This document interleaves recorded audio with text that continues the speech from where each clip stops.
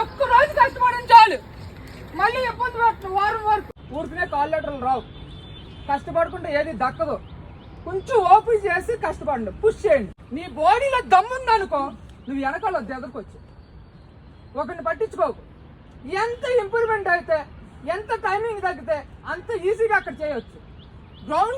Ground work ఎవడైతే perfect గా చేస్తాడో కాంపిటీషన్ ఈజీగా చేసుకోవచ్చు. ఇక్కడ యాడ్ చేయొద్దు.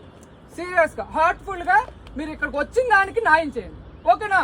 గుర్తుపెట్టుకోండి, వచ్చిన దానికి న్యాయం చేయాల్సిందే, వేరే ఆప్షన్ లేదు. ఓకే, ప్రతి రూపాయి కూడా చాలా వాల్యుబుల్. అందరూ మిడిల్ క్లాస్ వాళ్ళం, లోయర్ మిడిల్ క్లాస్ వాళ్ళం.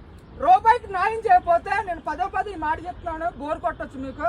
ఇంకా తల్లిదండ్రులకు న్యాయం చేయకపోతే మనం బతికి వేస్ట్.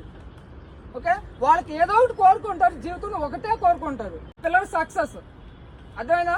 ఈ సక్సెస్ అన్నది లేకపోతే వాళ్ళ జీవితాంతం వాళ్ళు ఎంత కష్టపడి ఏం చేసి ఎంత సంపాదించి పెట్టినా సరే పిల్లోడు సోమరిపోతుగా తిరుగుతున్నాడు, ఇప్పుడు వరకు వాడు ఏం చేసుకోలేదని బాధపడతాడు. అదేనా? మీరు ఒక్క మెట్రిక్ దాటి ఎదురుకెళ్ళారు అనుకో, మీ మీద ఆధారపడరు వాళ్ళు. పోయే వరకు హ్యాపీగానే ఉంటాడు, నా పిల్లోడు ఏదో సాధించుకున్నాడు, ఏదో చేస్తున్నాడని. సీరియస్గా ఇది వాస్తవం, నమ్మినా నమ్మకపోయినా. మీ కాళ్ళ మీద మీరు బతకాలంటే ఇప్పుడు గ్రౌండ్ ఫ్లోర్లోనే మనం కష్టపడాలి. ఇక్కడ కష్టపడిపోతే మీకు సక్సెస్ దొరకదు. ఓకేనా? ఎవడో కూడా ఇక్కడ ఉన్నవాడు లేడు, అంతా మిడిల్ క్లాస్ వాళ్ళు, లోయర్ మిడిల్ క్లాస్ వాళ్ళు అంతంత మాత్రం బతికి ఇక్కడికి వచ్చిన వాళ్ళు. ఓకేనా? నేను కూడా అంతే, కూలి పనులు చేసుకుని అవి చేసుకుని ఇక్కడ దాకా వచ్చినాను.